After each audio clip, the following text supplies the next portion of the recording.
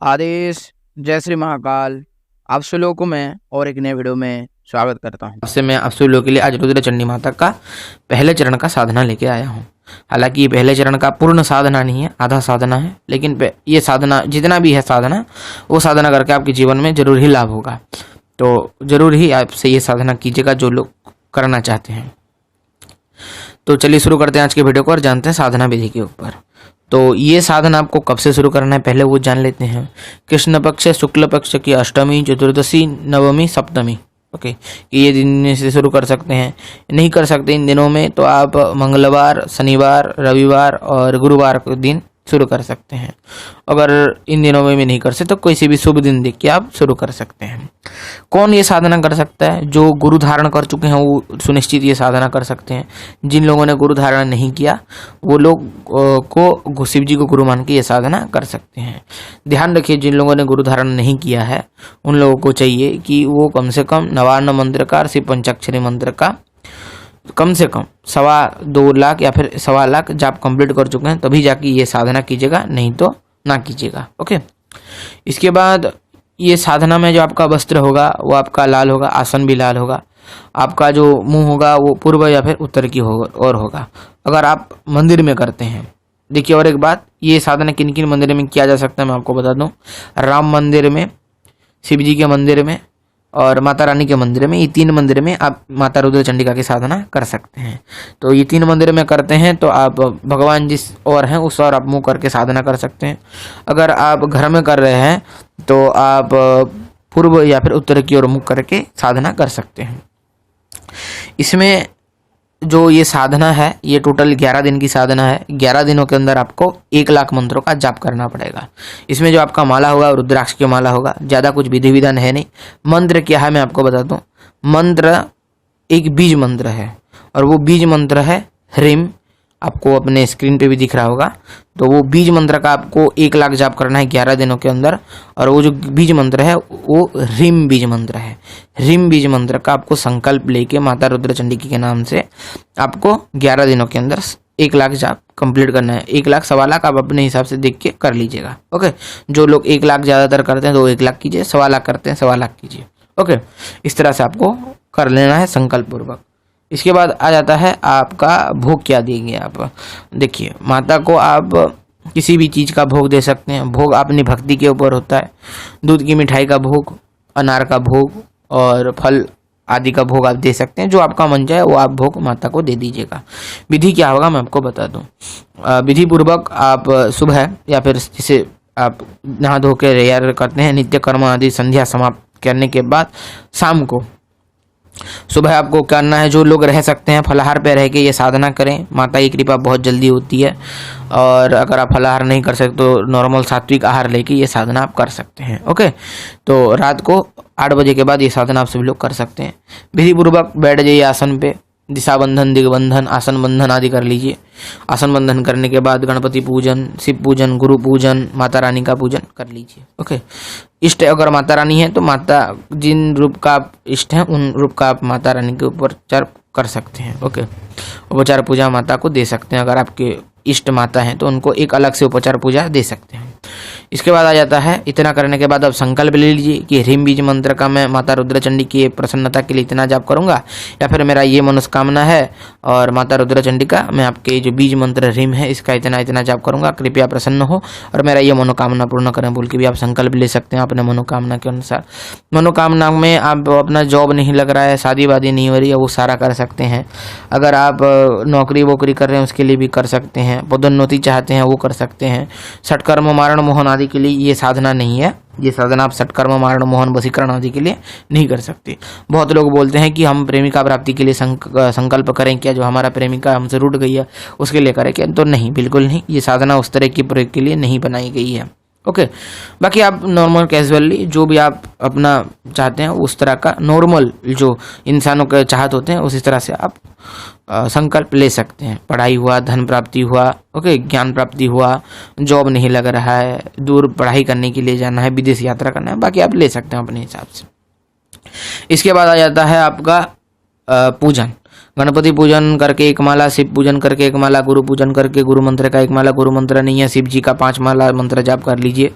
इसके बाद आप माता को पूजन करना है। जो माता रुद्र चंडिका का पूजा करना है आपको, वो आप माता रुद्र चंडिका का फोटो पे पूजा कर सकते हैं। और एक बात ध्यान रखें, मैं आपको बता दूं, ये बहुत जरूरी इंपॉर्टेंट बात है। आपको साधना के समय आपको एक बाजोट पे अष्टदल पद्म बनाना है पीले चावलों से, और उस पीले चावल के ऊपर अखंड दीप स्थापित करना है माता रुद्र चंडिका के नाम का। जब तक साधना चलेगा तब तक वो अखंड दीप जलता रहना चाहिए लगातार। 11 दिन तक साधना चलेगा तो 11 दिन तक लगातार अखंड दीप जलते रहना चाहिए, और वो माता रुद्र चंडिका के रूप में ही वो स्थापित होगा वो दीप। तो प्रत्यक्ष रूप से माता रुद्र चंडिका ही उस दीप में विराजित होंगी, आप ये ध्यान रखिए। उस हिसाब से आप उनको सम्मान आदि और पूजन आदि कीजिएगा। और अखंड दीप के ठीक पीछे आपको एक फोटो रख देना है माता रुद्र चंडिका का। अगर आप माता रुद्र चंडिका का पूजा करना चाहते हैं अगर फोटो के रूप में, तो माता महाकाली का फोटो में आप रुद्रचंडी पूजा कर सकते हैं, या फिर माता महिषासुर मर्दिनी के फोटो में आप रुद्रचंडी का पूजा कर सकते हैं, और किसी भी देवी के फोटो में आप रुद्रचंडी पूजा नहीं कर सकते। ओके, इस तरह से आप विधि पूर्वक तांत्रिक उपचारों से जो मैंने वीडियो बनाया है उससे देख के आप पूजा कर सकते हैं माता रुद्र चंडिका का। या फिर अगर आप वैसे नहीं कर सकते तो आप अपने हिसाब से धूप दीप नैवेद्य आदि दे के पूजा कर सकते हैं। नैवेद्य आप कुछ भी दे सकते हैं अपने मन मुताबिक, जो आपको अच्छा लगे माता के लिए, अपने भक्ति पूर्वक जो आपको अच्छा लगे आप नैवेद्य दे दीजिए। नैवेद्य देने के बाद आपको क्या करना है, एक ही सेटिंग में आपको 121 माला ह्रीम बीज मंत्र का जाप करना है। ओके, बीज मंत्र मैंने जैसे बता दिया, ह्रीम बीज मंत्र का जाप करना है। बहुत लोग पूछते हैं न्यास नहीं बताया, ध्यान नहीं बताया, इत्यादि इत्यादि नहीं बताया। वो एक हाई लेवल की चीज़ है, वो आप नॉर्मल लोगों के लिए नहीं है कि वो न्यास करें या फिर वो विनियोग करें, उतना बुद्धि शोधन आदि करें, वो आपके लिए नहीं है। ओके, वो नॉर्मल गृहस्थ आदमियों के लिए नहीं है। जो लोग प्रचंड साधक बन चुके हैं, यहाँ पर साधक तंत्र साधना करते हैं, उन लोगों के लिए वो सारी क्रियाएं हैं, तो उन लोगों के लिए वो ज़्यादा सुटेबल है। आप सभी लोगों के लिए वो सुटेबल नहीं है, इसलिए मैं बताता हूँ नहीं। ओके, तो आप नॉर्मल माला पूजन करके माता को प्रणाम करते हुए बीज मंत्र का जाप कीजिए। जाप करने से पहले आपको बता दूं, सुरक्षा घेरा जरूर लगा लीजिएगा। अगर आपको कुछ सुरक्षा घेरा नहीं आता तो चंडी कवच पाठ कर लीजिएगा। देह रक्षा के लिए चंडी कवच बहुत जरूरी है, तो जाप करने से पहले चंडी कवच एक बार पढ़ के ही आपको जाप करना है। ओके, इतना हो गया आपका साधना विधान। अब बात करते हैं हवन विधान के ऊपर। हवन कुछ नहीं है, देखिए, जो आपने अखंड जलाना है वो आपका घी का, सरसों के तेल का या फिर तिल के तेल का अखंड दीपक जलाना है 11 दिन तक जो जलेगा, और वो 11 दिनों तक जलता रहना चाहिए, बीच में बुझना नहीं चाहिए। ये बात का ध्यान रखिए, बुझ गया तो साधना खंडित हो जाएगी, तो वो दिक्कत हो जाती है थोड़ी उसमें। तो आप कोशिश कीजिएगा कि वो 11 दिन तक जलते रहना चाहिए। इसके बाद आपका आ जाता है क्या कि आप जो हवन करेंगे वो आप आम की लकड़ी पे जिस द्रव्य का आपने अखंड जलाया हो, जैसे घी का अखंड जलाया तो घी से, सरसों के तेल का जलाया तो सरसों के तेल से, या फिर तिल के तेल का जलाया तो तिल के तेल से आपको आम की लकड़ी पे हवन करना है। अगर आप पूरा दशांश आहुति नहीं दे सकते, जैसे 1 लाख मंत्रों का जो दशांश होता है वो होता है 10,000, अगर आप 10,000 आहुति नहीं दे सकते या फिर 11,000 आहुति नहीं दे सकते तो आप 1,000 आहुति दे के भी आप हवन को संपूर्ण कर सकते हैं और पूर्ण आहुति दे सकते हैं। हवन करने की विधि नहीं बता रहा हूँ, सभी साधकों को पता ही रहती है कि हवन किस तरह से किया जाता है, तो उस तरह से आप सभी लोग जरूर कर लीजिएगा। और पूर्ण आहुति के रूप में अंत में अंतिम दिन सूखा नारियल जो होता है उसको बीच में 2 टुकड़े करके उसके अंदर जो पंचमेवा आदि भर के, फल आदि भर के, पंचमेवा आदि भर के, उसके ऊपर एक लाल कलर का कपड़ा लपेट के उसको रोली धागे से बांध के उसको पूर्ण आहुति के रूप में आप हवन में अर्पित कर दीजिएगा। ओके, हर रोज पूजन होगा और इसी तरह से आपका साधना संपूर्ण होगा। ये माता रुद्र चंडिका का पहले चरण का साधना है, बीज मंत्र का साधना है। ओके, इसके बाद भी बहुत लोग बोलेंगे तो ये तो माया बीज है, भुवनेश्वरी माता का बीज है, तो ये सिर्फ माया बीज नहीं है या फिर ये सिर्फ भुवनेश्वरी बीज नहीं है। इस बीज मंत्र का बहुत मीनिंग है और बहुत सारे देवी देवताओं के लिए ये बीज काम देता है, तो ऐसा आप नहीं बोल सकते।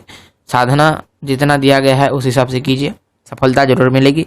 साधना के दौरान अगर आपको भयानक अनुभव होते हैं, माता का कोई उग्र रूप का आपको देखने को प्राप्त होता है तो डरिएगा मत, भक्तिपूर्वक साधना कीजिएगा, माता के ऊपर आस्था रखिएगा, जरूर आपका सभी का कामना पूर्ण होगा।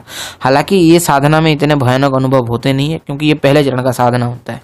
साधक के अंदर तपोबल बढ़ाने के लिए, साधक कामनाओं को पूर्ण करने के लिए ये साधना यूज किए जाते हैं।